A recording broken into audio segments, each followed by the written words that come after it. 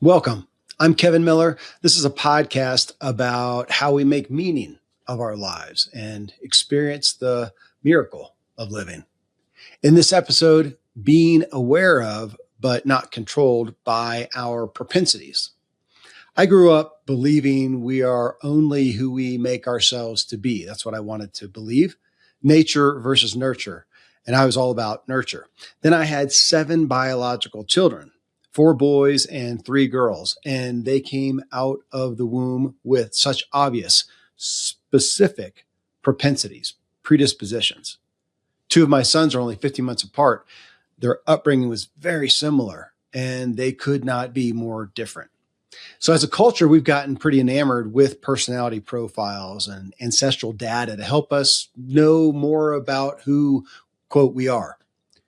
Well, a well-known profile is the Enneagram. My guest in this episode is Morgan Cron. Ian is a Wall Street Journal bestselling author, psychotherapist, and an Enneagram teacher. He has a very popular podcast called Typology, where he discusses aspects of the Enneagram. Well, in this episode, we talk about our personality and our propensities and reference one of Ian's books. It's called The Story of You, an Enneagram journey to becoming your true self. My interest was in honoring aspects of our natural selves while not being controlled by them either. And I'll admit that as time goes on, I'm less clear on what about myself is natural and what is learned. And I actually just don't put a whole lot of stock in either. Instead, I'm looking at what's giving me peace or not, what's proving to be constructive to my life and those I care about. Well, you can connect with Ian at his website. It's typologyinstitute.com. And you can find him at his podcast, Typology. So coming up next, my conversation with Morgan Cron about our personalities and possibilities. Ian, you start your book off talking about your experience in AA. And after you gave your first personal testimony there, your sponsor comments about the crazy stories each of us come up with to make sense of our lives. And in looking at the Enneagram as a tool for self-awareness, do you feel like that's very much the point? It's somewhat of an antidote to the crazy stories we come up with and try to how we reconcile who and how we are. Yeah, I think that the Enneagram is a malleable system that can be approached from lots and lots of different angles. And I came up with this narrative angle, right? This idea that the Enneagram reveals 9 narratives or stories that people gravitate toward and adopt in childhood to make sense of their lives.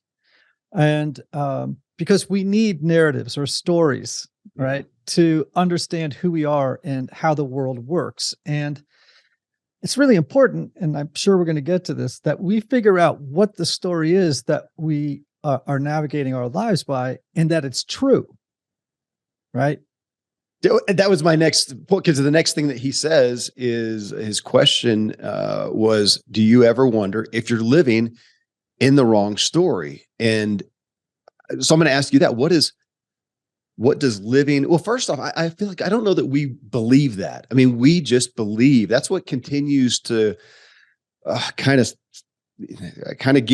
bother me, is that we just believe that this is reality. We believe what we understand, what we perceive, what we experience, and we believe that is true. And here you are saying that no, or your sponsor talked about that, and you're talking about that we can live in the wrong story. And is that, as not that we can simplify it, but we can have errant perceptions that give us a story and say that we are not in a reality, or we're in an errant reality, or at least in a much more negative and converse reality than we could be in if we had perceived things differently at whatever time. Is that fair? Yes. Hey, look at it this way, Kevin. We concoct these stories as little kids to make sense of what's happening to us. Now, if we drag those old narratives into adulthood and continue to live by their dictates, then you are essentially, as an adult, living in a children's story. Wow. And that is not what we want to do. A make-believe children's story. Mm-hmm. That's harsh. On AA, since you started the book off there, in how many addicts would you say, just to focus on that, are hiding or numbing or just lost because they are living in as you just said, a make-believe children's story, not of their choosing. You could even say that they were victimized by, but either way, give me a percentage.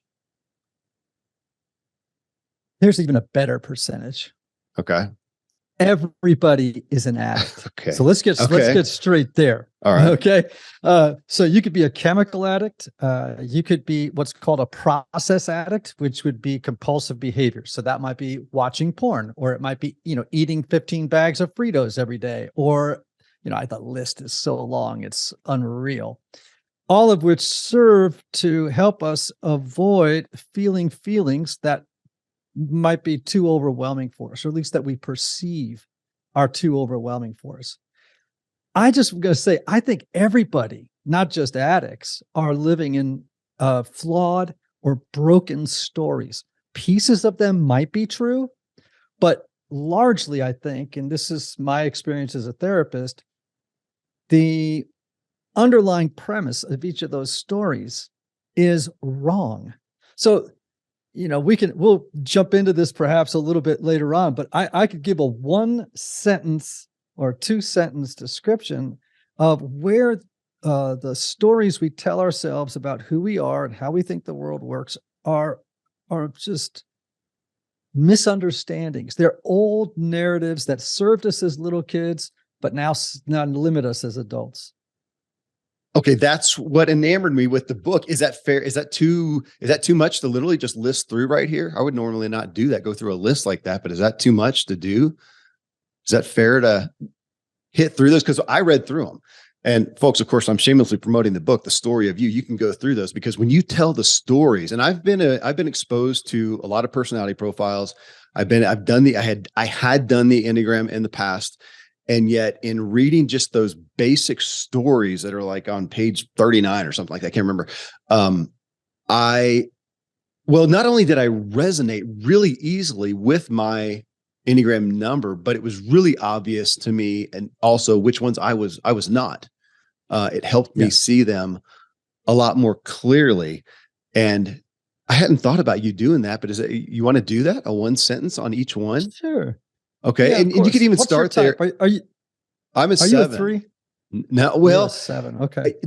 That's a story too. I want you to do this, and then I've got some questions on that, because I'm a 7. It's almost a 3, and apparently almost a 5. And I took it 2 times within a almost 2-year gap. And it was very similar, but some variations there. And I've got some questions on that. But if you want to, for those, folks who don't know at all, never been exposed to the Enneagram, maybe they know of, personality profiles at large, the DISC profile, Myers-Briggs, everybody hears that. Most people have heard the Enneagram.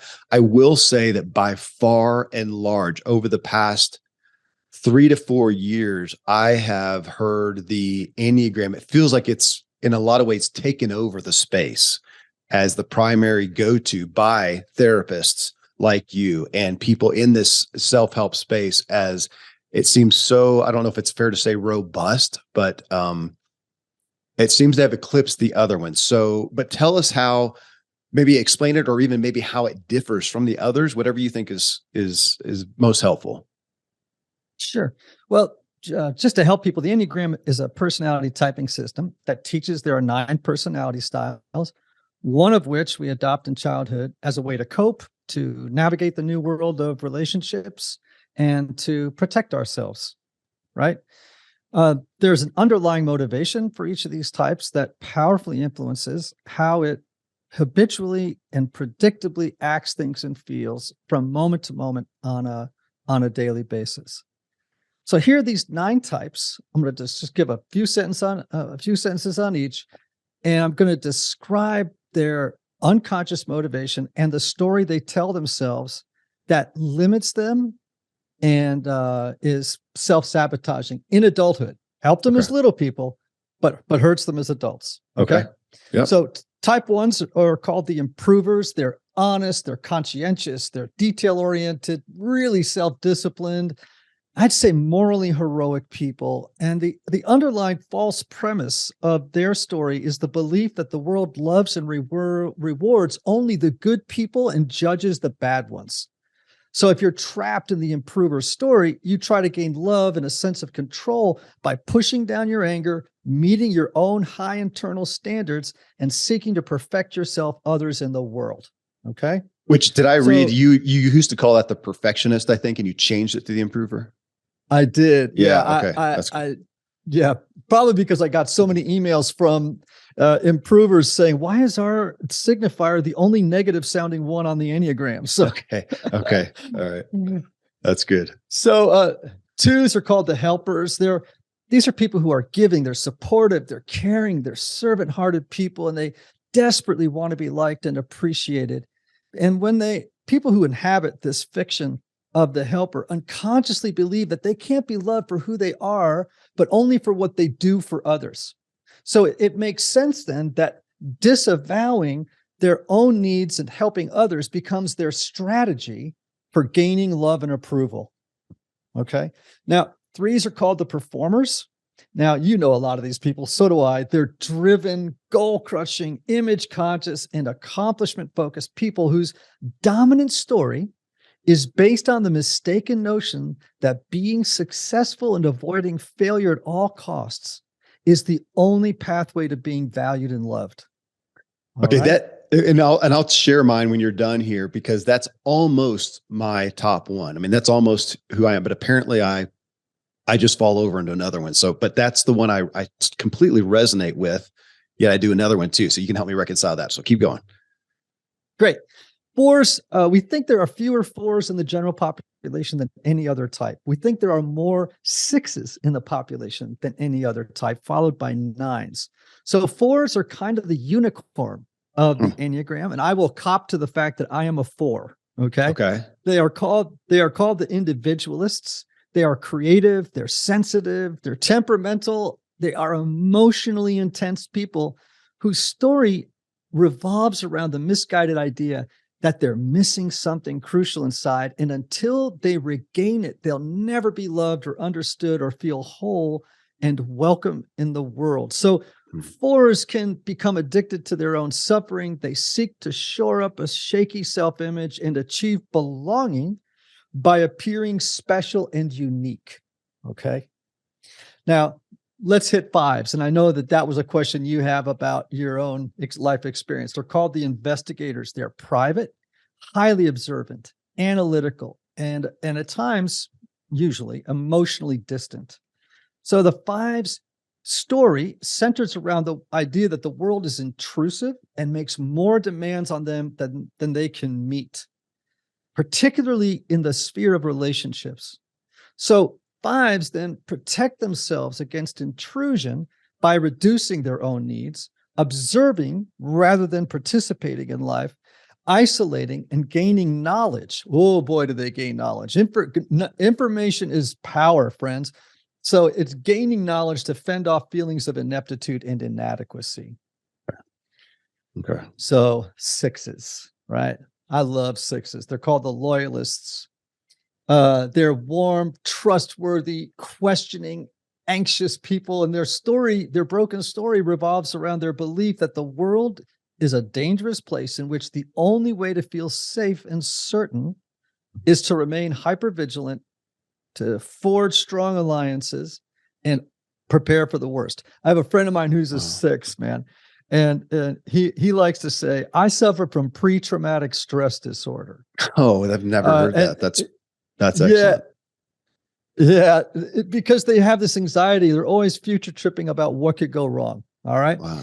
Sevens are called the enthusiasts, and the self-limiting narrative of the seven arises from their unconscious belief that painful emotions, thoughts, or situations have to be avoided at all costs. So they're charming, they're intelligent, they're entertaining, they're very future-focused, optimistic, sometimes toxically positive, and adventurous, right? They're afraid of really being trapped in negative feelings from which they fear they can, never escape, Mhm. right? Mhm. Eights are called the challengers. The eight's broken story centers around this belief that we live in a dog-eat-dog universe where the powerful dominate and take advantage of the innocent and weak. So to survive, eights believe that they have to assert strength and power over people in the environment in order to mask their own vulnerability and weakness, both from themselves and others. All right. Okay. Now, finally, nines.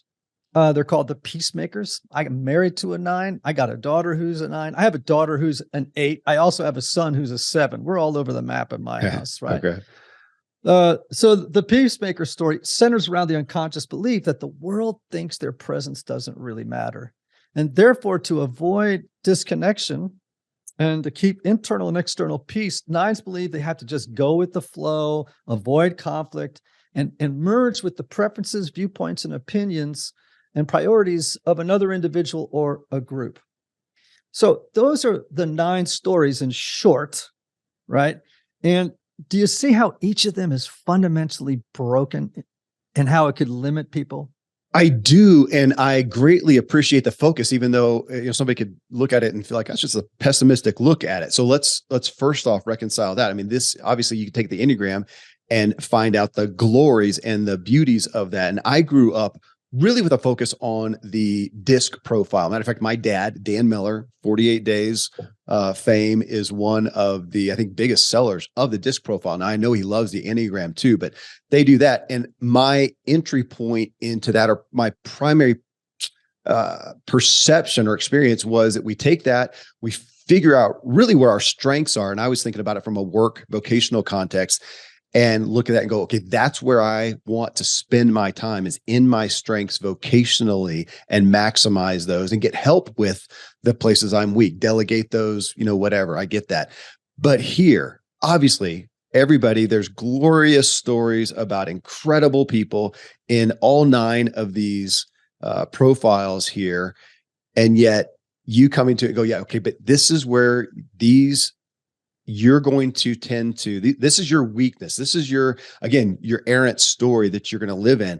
And man, I just relate. I want to say that, Ian, I relate significantly. I've been in, personal therapy for a long time now, and will always be. And this, you're right. I mean, as I go through there and read this, I go, yeah, this is where I fall when I am unaware, when I am weak.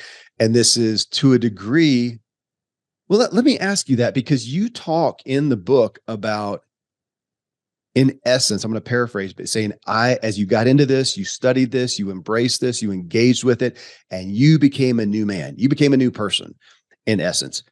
And I'm going to ask that,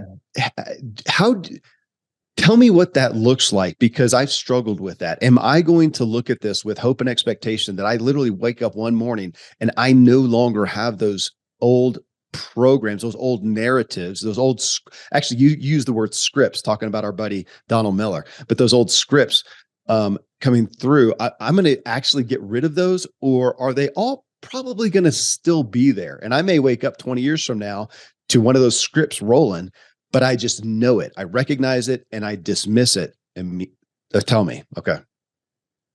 So first of all, you just made an interesting point that these sound so negative, right? Each of these stories sounds so negative. So to be clear, in the book, I also talk about some of the very positive dimensions. Yes.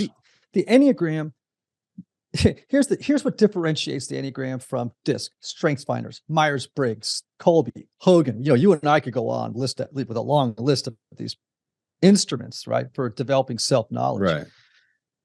The reason I love the Enneagram is it's going to tell you that the best of who you are is the worst of who you are, and the worst of who you are is the best of who you are, right? It's like what's best about you is what's worst about you. If you overplay the best, it's going to become the worst. Your strength is your weakness. Yeah. Okay.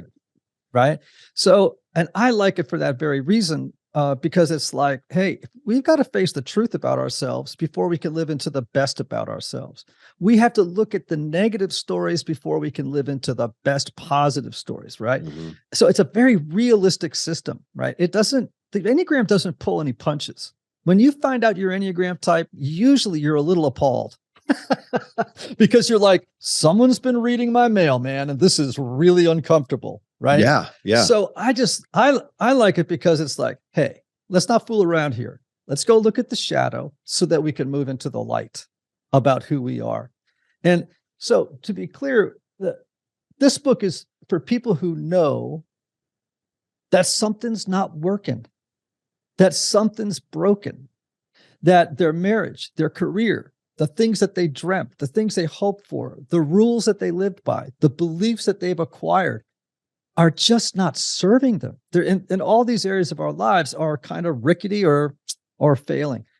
And so I think, by the way, that's 100% of the population, unless you have some kind of charmed, what I call reality resistance disorder, right? Mhm. It's like all of us have broken lives. We're trying to figure out. And my thing is, look, man, at the root of it is a broken story. Here are these 9 archetypal stories. One of them is probably, or most definitely, is a variant of yours. Figure out which one. And then as the book sort of lays out, let's figure out how to rewrite that story.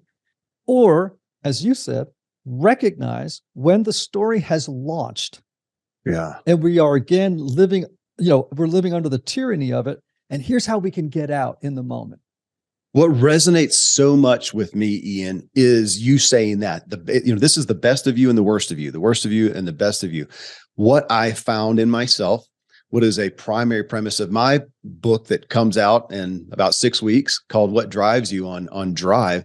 I have an audience here of people who are aspiring people.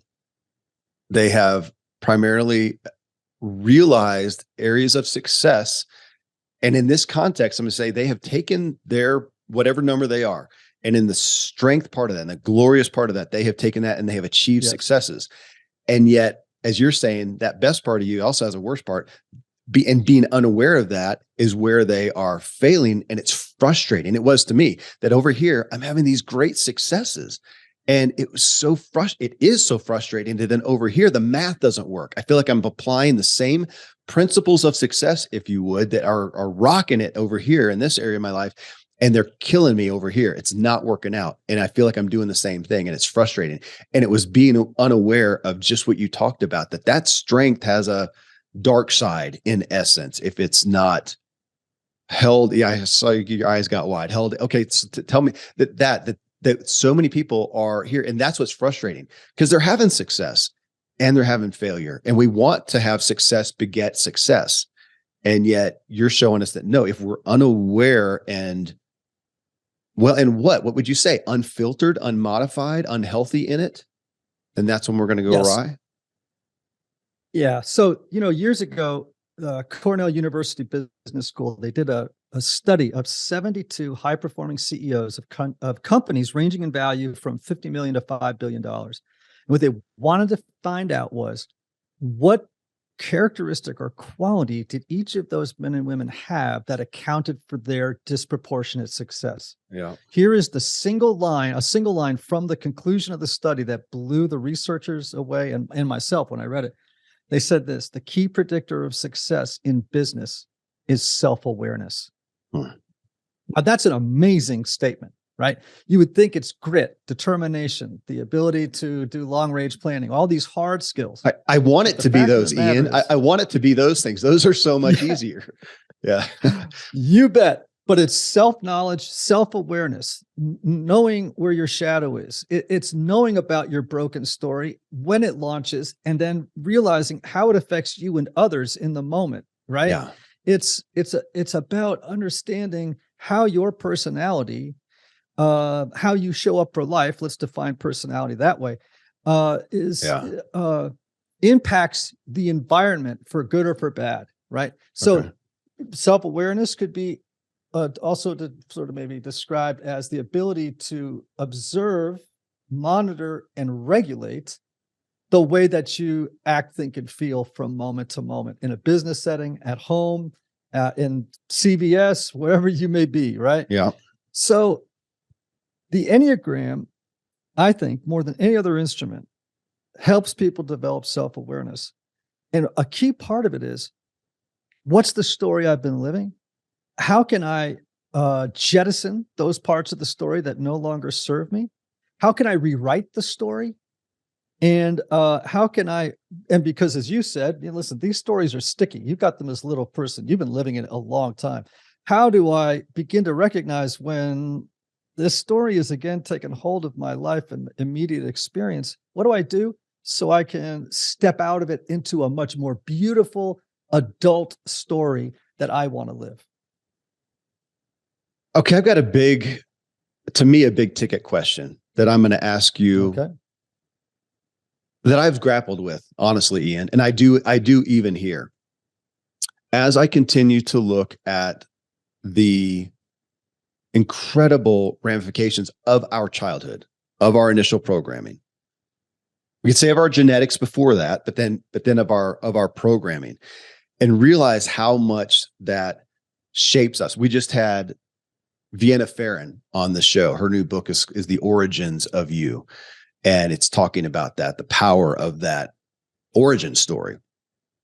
Mm-hmm. So with everybody listening, if they grew up in the remote woods, like my kids do, or in the middle of the Bronx, of a big city, if they grew up in America or India, as an only child in a big family, wealthy or poor, loving parents, or they were orphaned or abused parents. They were affirmed and belonged, or they were shunned and rejected. They were born as a Saudi prince or into sex slavery. Would you attest that regardless, their Enneagram profile should come out the same? Because, and I asked that, Ian, because I've struggled with some of, oh my gosh, as I look back at the power of my programming and the things that I embraced and the stories that I wrote for myself, consciously or not, and then lived in, I can almost go back and go, man, I have no idea who or what I would have been naturally. Is there a natural me somewhere there because of my crafting? Now I feel like I'm trying to rewrite the story, but I can almost get lost and wonder I don't know what I would have been. So is that a fair to say? Do you look at it as it is this is your genetic predisposition, no matter how you had come into this world? Yeah. So I think personality is essentially the product of genetics, right? Biology, okay, and of environment.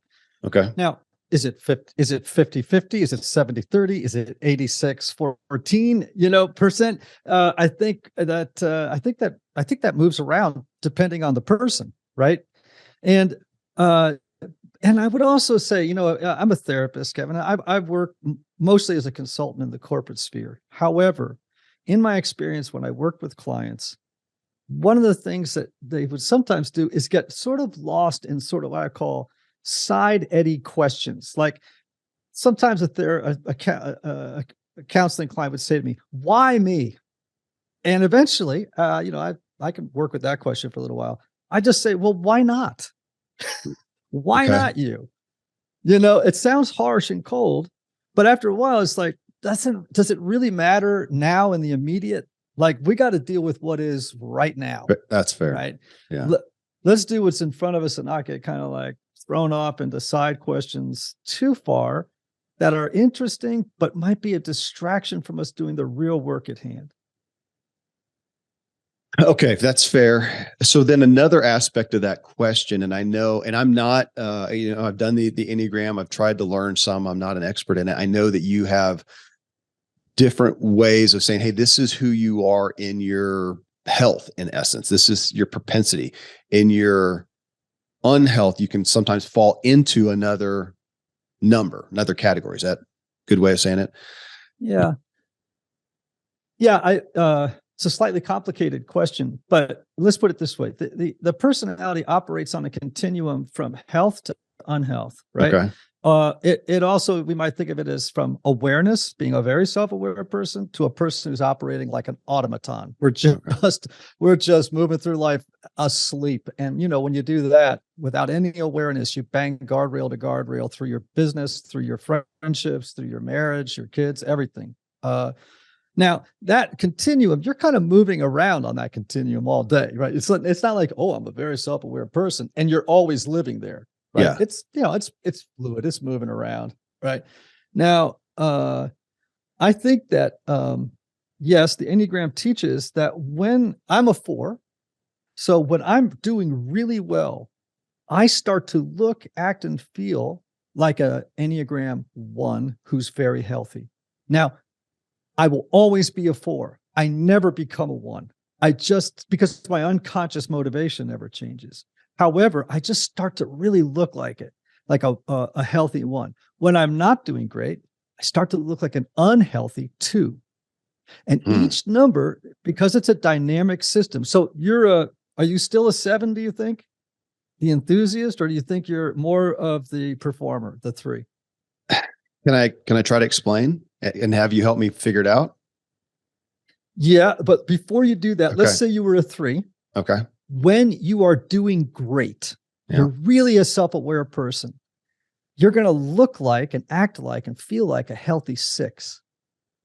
And when you're not doing great, you're going to start to look like an unhealthy 9. So if people could see the diagram of the Enneagram right now, they'd see these arrows flying around. And those arrows actually are pointing to the different places that each type goes to in health and unhealth. Right? So it's a great question. It's also one of the benefits of the Enneagram. Yeah. And that's what interests me, because I look at it, Ian, and so when I took the Enneagram, and I took it, took one of them a few years ago, took one recently, and they both come on and they have me as a 7. I think that's who I am in health. I think that's the natural me, but I embraced the performer.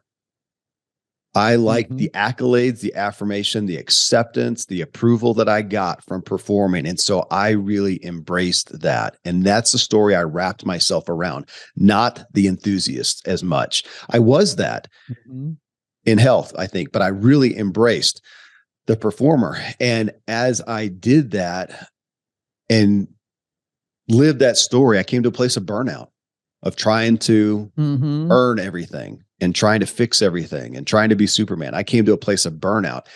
And I feel like, and it's interesting as I look at my results, I feel like in that unhealth, I retreated, and I really retreated into a 5. And I'm open to you saying that I'm, this is a mark of insanity or something. This doesn't work, but I'm wondering if it fits somehow, because I feel that you have multiple personality disorder. Well, I'm open to that.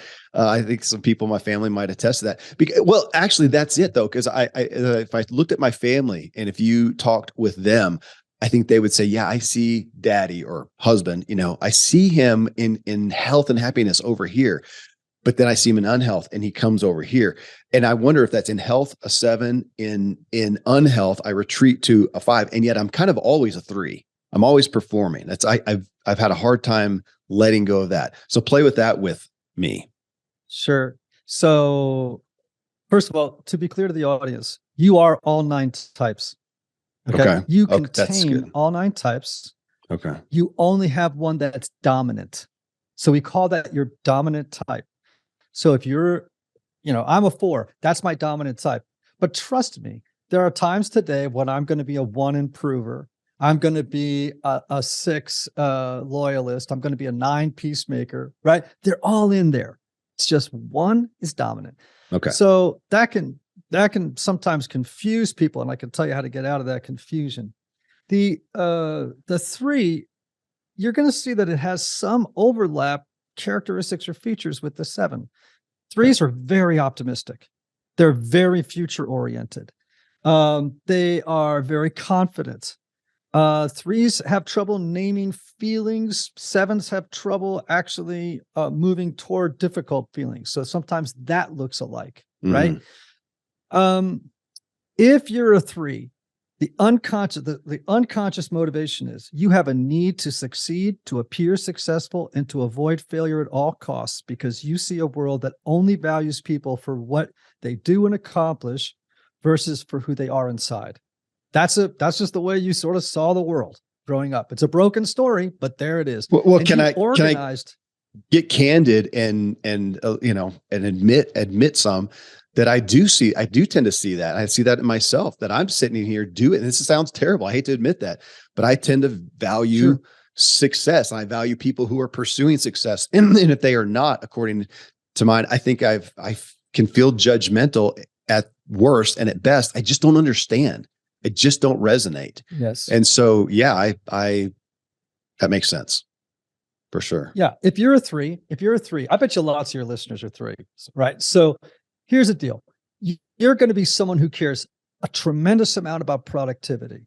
Mhm. You're going to be all about efficiencies. How do I get across the finish line first and fastest? Right. I was a pro cyclist, Ian. That was my life for 15 years. Yeah. I don't care what's wrong with the bike, what's wrong with the environment, what's wrong with I don't care about anything. You either stay on that guy's wheel in front of you, or you're going to lose the pack and you have no shot for the end. So if you're at 100%, you go 110%. No excuses, no limits, and that's what gets you on the podium.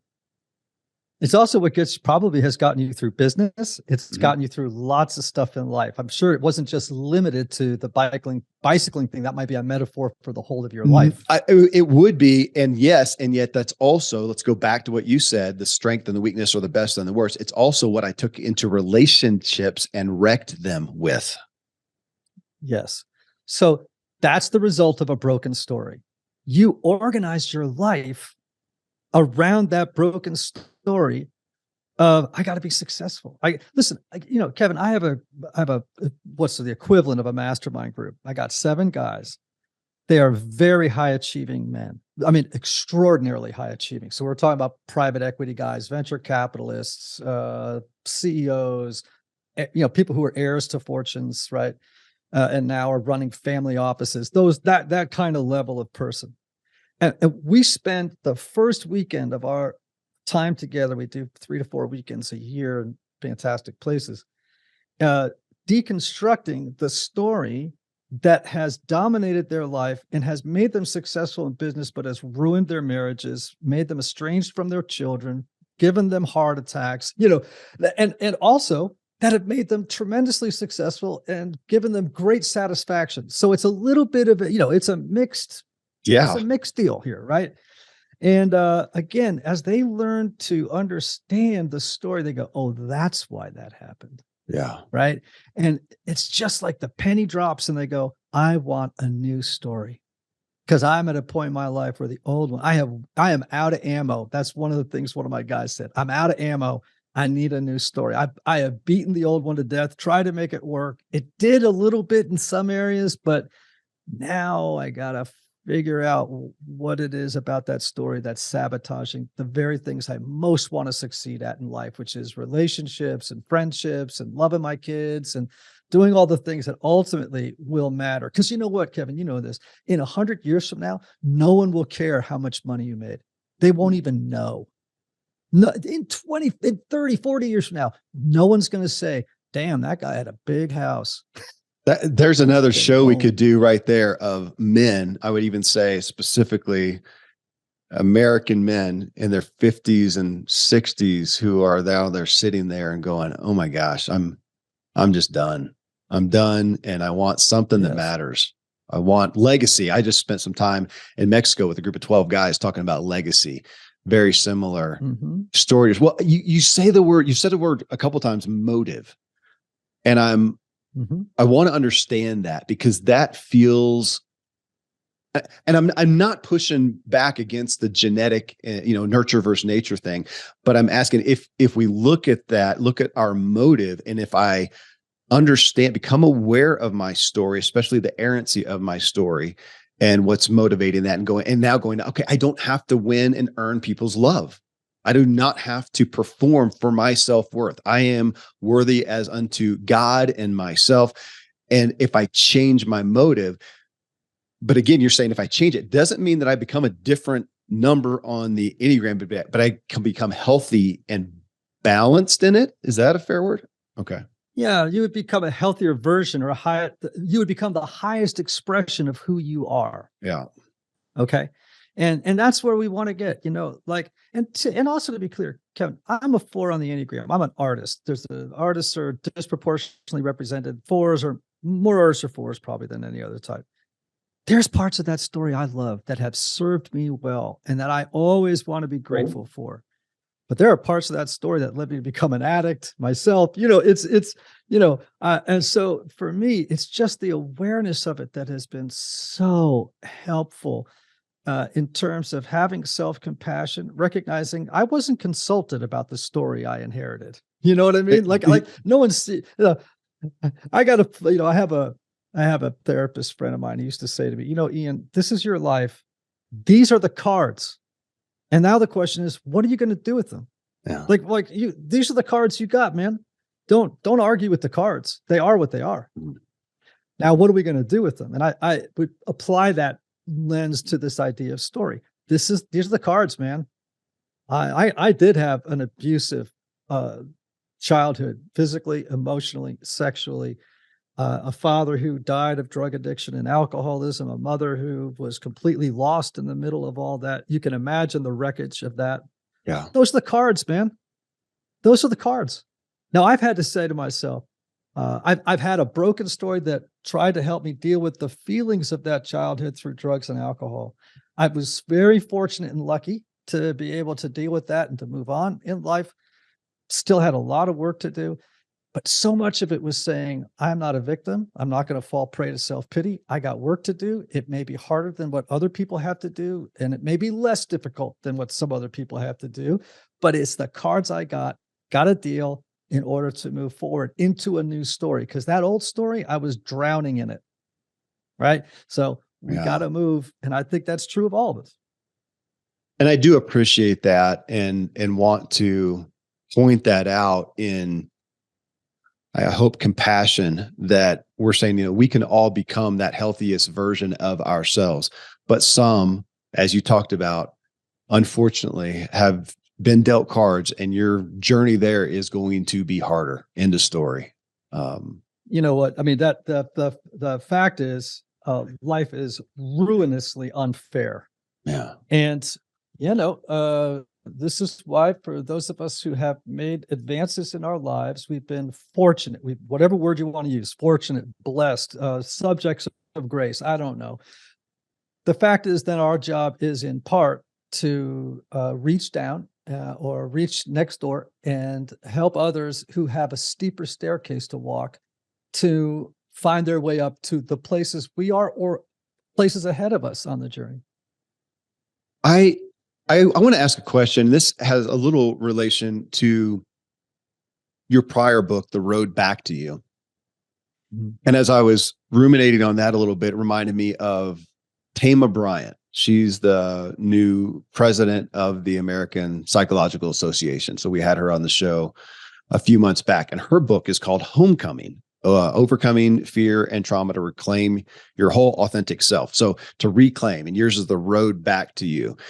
And I think what I grapple with some, and it kind of goes to my pondering a moment ago of looking back and going, who knows? To some degree, I'm questioning, who knows what the natural me would have been, because there is no natural as far as environmental, well, even genetics. I don't start at ground zero. We don't start with a clean, computer and then load this OS onto it for the first time. I came with an OS already programmed into me. So in that, wondering, how many people are going to resonate with coming like that, the road back, coming back to the whole me, or am I finding the whole me maybe for the first time? I've struggled with that a little bit. Help me reconcile that. Yeah. Sometimes I hear people talk about, the true self, that sort of idea that there is some pure expression of who we are out there that we want to find our way back to, because that's going to be the place of greatest health and joy. Okay, it's a great metaphor. It's a worthy thing to consider, but let's just face the fact there is no static ideal you out there waiting for you to come back to it. Yeah. Human beings are not things, they're processes. You are an ever evolving thing. So to get back to some other reality might actually be going backwards. Okay. So thanks. You want to be a person that's involved in the co-creation of the immediate process of who you are. So yes, I do think, and there's a lot of psychology around this, that we want to kind of get back in contact with the person we were before the world told us who we were supposed to be. before the world threw scripts onto us, threw a story onto us that we bought into because we were little kids and didn't know any better, right? So I understand that. I think that's part of the human journey, but I'm always very careful to tell people, look, there is no idealized self of you out there. You are a process that is, advancing, hopefully in a forward direction.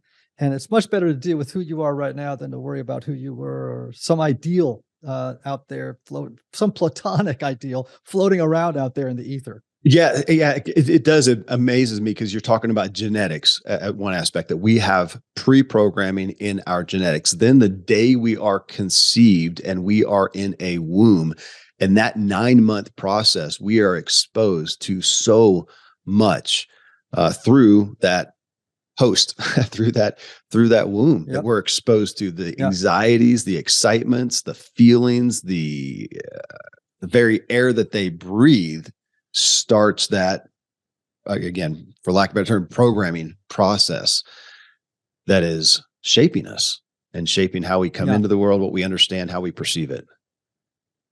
So you earlier on we're talking about OS, right? Like we have some programming, you used the idea of an operating system that equates to, our programming, if you will.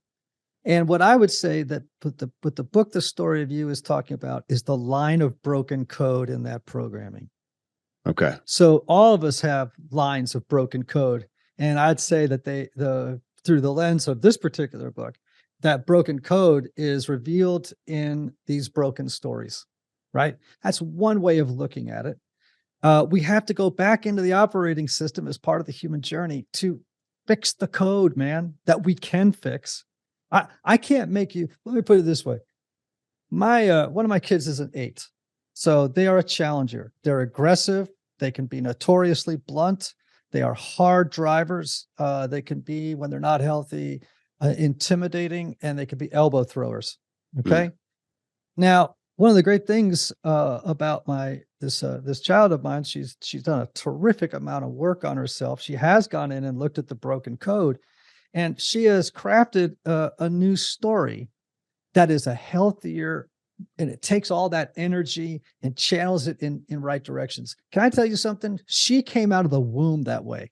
I'm just telling you. Okay. She came out, like just on fire. I have another kid, a 9, a peacemaker. She came out like the Dalai Lama, man. She just lay in your arms as peaceful and happy as you can imagine, right? I have a 7 enthusiast. He came out laughing his head off. They were just clearly genetically inclined toward those different types. The environment, things like that, they can learn, by the way, with each of those temperaments to recognize, oh, wait a minute, I'm an enthusiast. That's built into my DNA. But how do I manage that temperament so that I don't end up being led around on a chain by it in ways that are unhealthy? Well, and even amongst my grappling, hearing you talking about that, I mean, it's so relevant, that analogy in my life. So, Ian, I've got 9 kids. And wow. Yeah, I've got a few kids. And interesting. So I've got 7 biological. So 7 that have the same mother, the same father. And I was going to say the same environment. Obviously, life changes and we move here and we do this or whatever, but they have had very much the same programming. And to see the differences in them should very solidify the nature aspect of our propensities and predispositions. And really even one that does more, as I'm sitting here thinking about it, Ian, I've got a 10-year-old, and she came to us when she was 4. From a very broken place. And in my naivety, I figured she's going to come into our house. We're going to love her. Everything will be great. It has rocked my world to see in our inability to just do away with those first 4 years, much less what she experienced in the womb, which was hell. Yes. And then beyond that, and to see that, not that we can't help it dramatically. And she is an incredibly incredible little girl. And yet I don't think that initial, programming, OS, whatever, I don't think she's ever going to get rid of it. That's the card she was dealt. Yeah, but at the same time, right, Yeah. yeah, that is completely true, but we don't want to fall into the mistake of fatalism Okay. that, okay, this is how it's always going to be. This is never going to be. Now, that said, you know, the human personality, who we are, if you meet anyone who says, I know exactly how you got to be that way, they're lying to you. I don't care how many PhDs or MDs they have. There is so much uh, debate within the world of psychology about personality development. Mhm. And it's crazy. It may be the most hotly contested subject in psychology. One of the things you just mentioned that affects personality dramatically is trauma. So you're talking about a child, from the sound of it. Again, I'm doing this from a distance. Forgive me if I'm wrong, but that has experienced profound trauma. Yeah. And so that child has to, with loving parents like yourself and professionals, outside people, has to work through the effects of that trauma, so that they can have the healthiest experience of life and a personality that is healthy and whole and able to move through the world with, you know, with joy and with, an acceptable amount of friction, right? Mhm. So again, man, things like trauma enter the picture that, so it's a very complicated landscape that we're talking about here. And things like the Enneagram and Myers-Briggs, things like that, cannot possibly account for all the possible complexities that come to make a human being, right? They're useful, but they ain't perfect, right? So again, I say that because I'm always trying to tell people, look, this is a great system, but if you think it's going to explain all the mysteries of your life and of who you are, you're going to be disappointed, right? Because nothing can. Fair. Well, I mean, when you come back to the predispositions, these are just my propensities. It doesn't define me, as you're saying. It's not a fatalistic approach to it, but these are as my buddy, the doc, would say, these are the ruts that are grooved into my brain that I'm going to tend to fall into naturally. So being aware of those, I want to skip to another part in the book that to me, again, was so incredibly telling for self-awareness. And it was where you talk about passions and virtues. And you've got a simple list there of, here's your number. And according to those, these are the passions and virtues. And in that scenario, is this a correct paraphrasing? You're talking about the passions as far as what you fall to from an appetite standpoint, like an unhealthy appetite. Is that a fair perspective on it? Yeah. So the passions are what are sometimes called the fixations. Fixation. That's Um, good. so it's interesting that the original pioneers of the Enneagram noted that each of the 9 types seem to be powerfully influenced by what we've come to understand as the 7 deadly sins. Now they added 2 more on, and from a psychological perspective, it makes complete sense to me as a therapist, right? So what the passion is this, the fixation is this powerful emotional driver inside that in many ways dictates the how our particular type operates, right? So if you're a 3, the passion really is deceit. Now, deceit meaning not so much that you are deceiving others as much as yourself, because the 3 has this amazing ability to, almost in a chameleon-like fashion, continually to swap out masks to win the admiration of who it is that they might be with in any given moment, right? And they might Perform. do it Yeah. to make, I mean, right? And they might do it. it's me. Yeah. Is that you? Yeah, it's Okay. me. And when I look at deceit, and I'm thinking, I'm not a liar. Wait a minute. Deceit, as you just talked about it, I deceive myself. My primary one has been in not paying attention to my own feelings and emotions. I have no place for them. Just like we're back in a bike race, I have no place for the flat tire or the rain or the whatever. We're just going to go for the line. And so I'm deceitful about the reality of me. And of course, okay. And then on the other side of that, to jump at the virtue, the health, to move from the passion of virtue, is authenticity. And that has been a part of my admission in therapy, is that, like, let's be honest with my wife. I've never been honest with my feelings. I had no idea, Ian. I've always thought that, man, I'm not private, man. I'm an open book right here. You want to talk? Let's just talk. And I'll talk about ideas and thoughts and whatever. But then you say, Kevin, tell me how you feel. Well, no, let's go to the next question. Let's go to the next question. I'm not honest there. Can I say one thing? Please. So, as a therapist and as a guy who consults with these high achieving guys, one of the things I told one of my men yesterday is he's going through a crisis, a terrific crisis, right? And I said to him, I said the difficulty of therapy and of the work that we're doing together, which is more consulting and coaching than therapy, I said, is that you come face to face with the fact that many of the most cherished beliefs that you have about yourself aren't true. Right? That's the difficulty, particularly early in the journey of realizing what you just said. Oh, wait a minute. I haven't been honest with my wife about my feelings. And you probably thought for a long time, I'm doing great. I thought that was valiant. I thought it was valiant. I honestly did. Yeah. And then you realize, and that's where the Enneagram can be so helpful, man. It'll save you time. You don't have to wait until you crash and burn. You can actually see in your type, oh, guess what? I'm living by this broken story. And typically 3s have a really hard time identifying their feelings, identifying the feelings of others, actually naming those feelings, and getting honest with them. We have a mutual. Yeah. Go ahead. Well, my therapist, and I've talked about this so many times in the book, one of her first recommendations was Brene Brown's new book, Atlas of the Heart. She said, Kevin, go figure out what emotions are. Go learn the vernacular. What were you going to say? We have a mutual friend? So again, I'm sorry for getting so passionate. You could tell I get excited about this man. This is what makes a good show. Our mutual friend, Mike Hyatt, right? Yeah. Yeah. And he won't mind me saying this about him. So, because he actually has said it on my podcast a number of times. So it's not like this is secret information that I'm, betraying a confidence.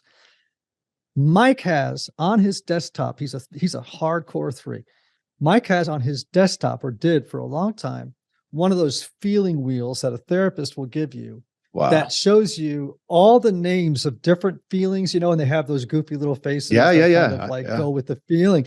Because he knows this is a blind spot. This is a weak spot. I got to work on this thing in my life. And so he has that stuff. And again, this has saved him time. It's like, oh, wait a minute. The Enneagram tells me this is true. I know it's true because that's been my experience. Here's what I'm going to do to kind of counter that old story and begin to rewrite it. I love it. I love it too. And I'll tell you, man, of course, you're on the show because of him. We got off the last show I did with him, and he said, man, you got to have Ian on. And he, I think, texted or sent us an email together. Looking at this again, the passions and the virtues, I'm interested too, in maybe an aspect of having grace for ourselves. So by just a tick, apparently I'm a 7.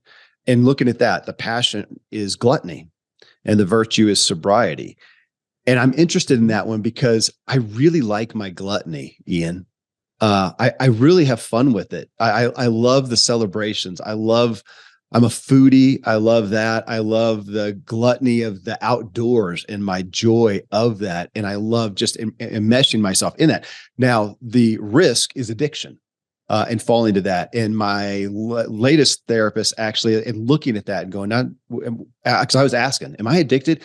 And she said, I don't know. She said, I think you're dealing with, she said, you're pretty obsessive. When you like something, I find that you're obsessive about it and you just completely give into that. Now, is it an addiction? Can you stop it?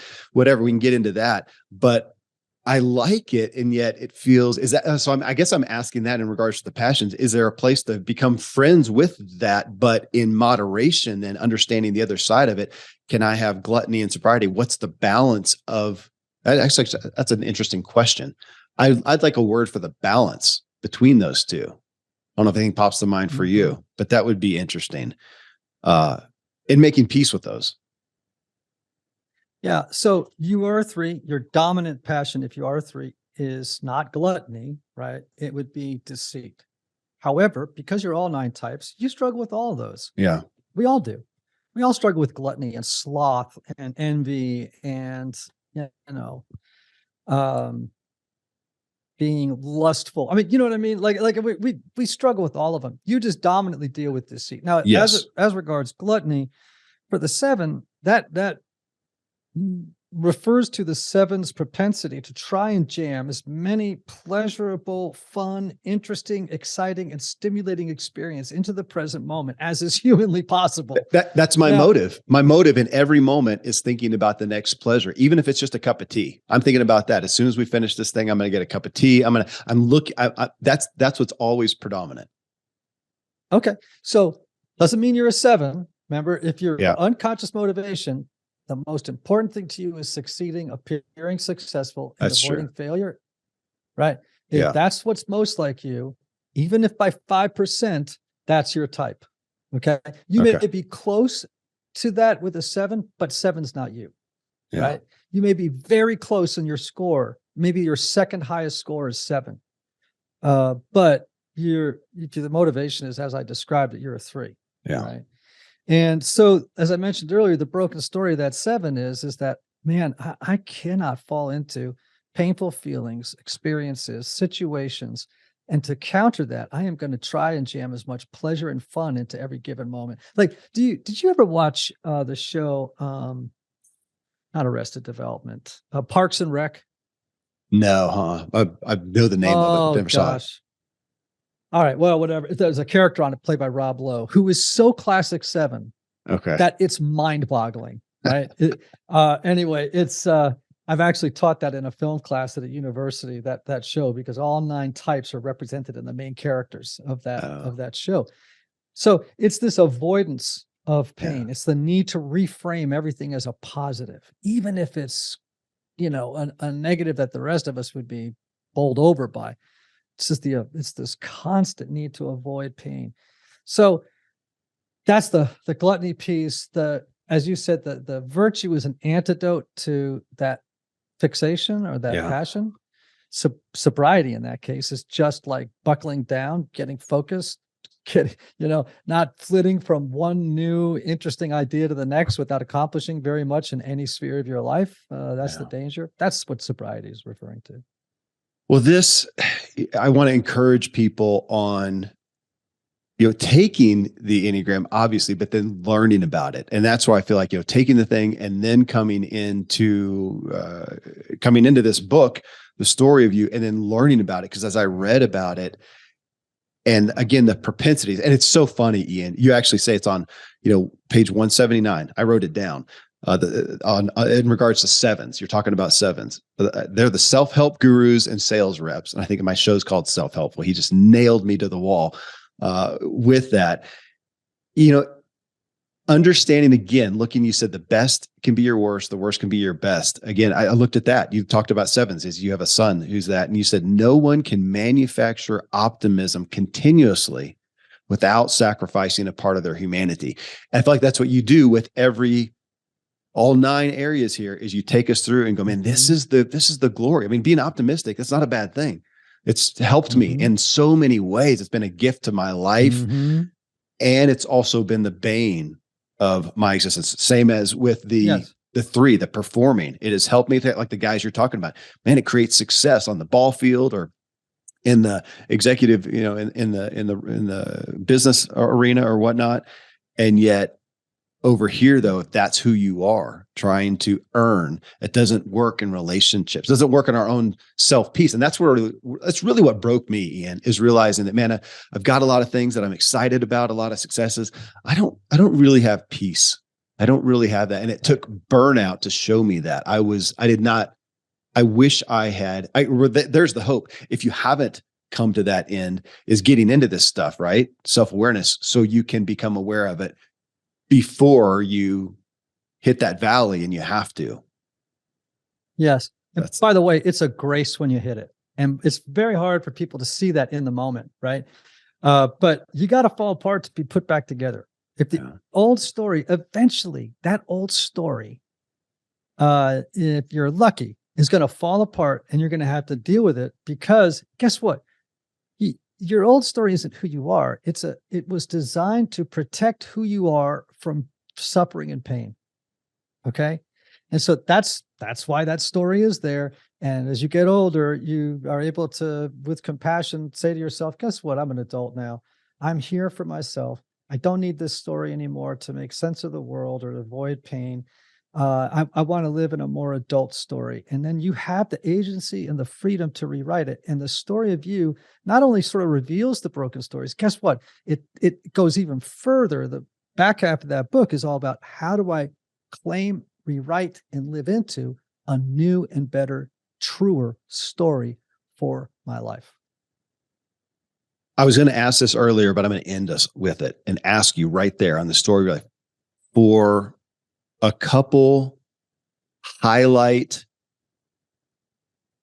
aspects that you see, front runners and people who are not living in the right story. They're living in that make-believe, back to where we started, that make-believe child story. So when you're face-to-face with a patient, or you are, consulting with one of your clients, or you're just out in a social gathering, some primary aspects that you see, I don't know if they're habits, behaviors from people that some of us may relate to right now, that you see when we are caught up in that wrong, unhealthy version of ourselves. How many days you got? Let me just give you one. Go ahead. So let's say you're an improver, the Enneagram 1. So that people remember, the Enneagram 1 is a person who has bought into the broken story that the world loves and rewards people only when they're good, judges them when they're bad. They want to try to gain love by, pushing down anger, accomplishing things that, or meeting their high internal standards, and then seeking to perfect themselves, others in the world. Now, I have seen that story blow people up right and left. These perfectionists who go through the world, they tend to radiate, when they're not healthy or self-aware, they radiate a resentment that other people can pick up like secondhand smoke in the environment. The resentment is that you are not as concerned with fixing everything that's broken in the environment or in the world as they are, and they're a little resentful that they have to pick up the slack for you. Wow. Wow. And so they tend to be, when they're not very healthy, critical, judgmental. They expect people to live up to their standards. They tend to think that their way of doing things is right and yours is wrong. They can be shaming and sort of like make you feel that you'll never be enough because you're not living up to their expectations, which are always the right expectations, right? Now, that's an unhealthy improver. How many times have you met that person? Yeah. Probably a bunch of times, right? Yeah. And that person blows up marriages, raises kids who never feel like they're going to be good enough because they couldn't live up to dad or mom's expectations, which were so high. And they were always being criticized. Your bed isn't made perfectly. You didn't get A's. It's like the story goes on and on. So when I see that, I'm going, wow, this person's trapped in the wrong story. Yeah. They are really trapped in a bad story here. And we got to get them out of that story so that they can experience peace, which is what we all want. You mentioned that earlier. And so that they can bring life and joy and health to everything they do and to all their relationships. That is daunting to hear you say that, because I feel like, we so easily see other people, we see their junk, and to realize, oh man, everybody sees mine too. They see this stuff. They see my strength. They see my weakness. It'd be really interesting to have my family members take the Enneagram for me and see what we came out with. Might be immensely telling. Well, hey, in the intro, Ian, I'll put the URL and the offer for the Enneagram, and see if we can get people taking this. And you also have resources. I want them to hear that you take it, you can get the results. And like me, you're probably going to have questions, and you have resources, obviously the book, and you have in your organization resources for them to get help in understanding and reconciling that further if they want to. I mean, I'm just grateful. I'm so grateful. I'm going to send Michael Hyatt a text after this and thank him for connecting us, I'm eager to continue digging into this. Like you said, this is an ever evolving thing. This is not something I now become aware of and go, oh, and I'm good. This is something now I become aware of and I go, oh, this is my work day in and day out in the self-awareness. Okay. Thank you. Thank you for making the effort to bring this to us and for giving me the time today to be your patient. I appreciate it. My pleasure. Well, thanks for joining me for this discussion. That again is Ian Morgan Cron. And the book that I was referencing is The Story of You, an Enneagram journey to becoming your true self. You can find him again at typologyinstitute.com. And you can find his podcast wherever you're listening to this right now, Typology. Till next time, here's to you and me making better meaning of our lives and experiencing the miracle of living. Yeah.